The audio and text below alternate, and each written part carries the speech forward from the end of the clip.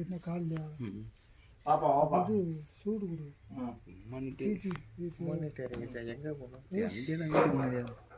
நீர் வேலைப்பா போட்டுட்டு போட்டுட்டு அந்த குட்டாயில் வந்து சூடு அப்போதான் அது வேணாம் வராது. கையில் எடுத்து இப்படி இப்படி நல்லா ஊற்று